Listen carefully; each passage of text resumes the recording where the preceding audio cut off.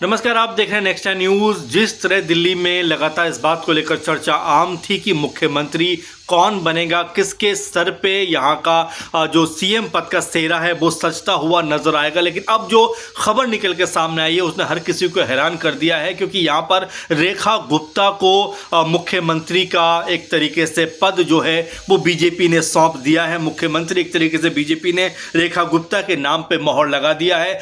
रेखा गुप्ता की अगर बात की जाए, उनके करियर पर अगर नज़र डाली जाए तो 1994 में वो दौलत राम कॉलेज की छात्र संघ सेक्रेटरी रही हैं। इसके अलावा 96 में दिल्ली विश्वविद्यालय छात्र संघ की अध्यक्ष वो रही हैं। अगर इसके अलावा बात की जाए 2004 से 2006 के बीच में तो भाजपा युवा मोर्चा की राष्ट्रीय सचिव वो रही हैं। 2007 से 9 तक महिला कल्याण एवं बाल विकास समिति की एमसीडी की अध्यक्ष वो रही हैं। वहीं 2009 की बात की जाए तो दिल्ली भाजपा की महिला मोर्चा की महासचिव रेखा गुप्ता रह चुकी हैं। इसके अलावा आप देखिए 2010 में रेखा गुप्ता ने भाजपा की राष्ट्रीय कार्यकारिणी की सदस्य वो बनी। 2007 से 12 तक उत्तरी पीतमपुरा वार्ड 54 से 2 बार निर्वाचित वो पार्षद के रूप में काम करती रहीं।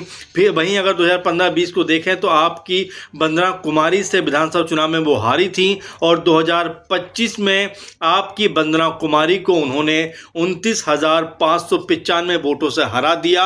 और यहाँ पर जो सीएम पद का एक तरीके से दावेदारी थी, इसीलिए मजबूत थी क्योंकि जिस तरह से उन्होंने विभिन्न पदों पर काम किया है, जिस तरह से तमाम पदों पर रहकर बीजेपी को उन्होंने मजबूत किया है, उसका इनाम, उसका फल यहाँ पर उनको मिलता हुआ दिखाई पड़ा है। भाजपा ने जिस तरह से ये वायदा किया था कि पार्टी में, और जिस तरह 33% आरक्षण की बात कही थी, महिलाओं को आगे बढ़ाने की बात कही, तो दिल्ली में उसका एक बड़ा नमूना यहाँ पर देखने को मिला, क्योंकि रेखा गुप्ता को लेकर कोई ये मान नहीं रहा था कि उनको मुख्यमंत्री बनाया जाएगा। लेकिन अब काफ़ी हद तक ये स्पष्ट हो गया है और मोहर लग गई है कि रेखा गुप्ता को ही एक तरीके से दिल्ली चलाने का मौका मिलेगा, यानी कि दिल्ली की मुख्यमंत्री वो बनती हुई नजर आएंगी। अपने आप में ये बड़ा घटनाक्रम है जो बीजेपी में फिलहाल एक कह सकते हैं नई तरह की शुरुआत करेगा, क्योंकि इससे पहले दिल्ली में सुषमा स्वराज बीजेपी की तरफ से महिला मुख्यमंत्री रही थी। अब यहाँ पर जब बीजेपी को दूसरी बार सत्ता में आने का मौका मिला है तो उन्होंने एक बार फिर से सत्ता को एक महिला यानी रेखा गुप्ता के हाथों में सौंप दिया है।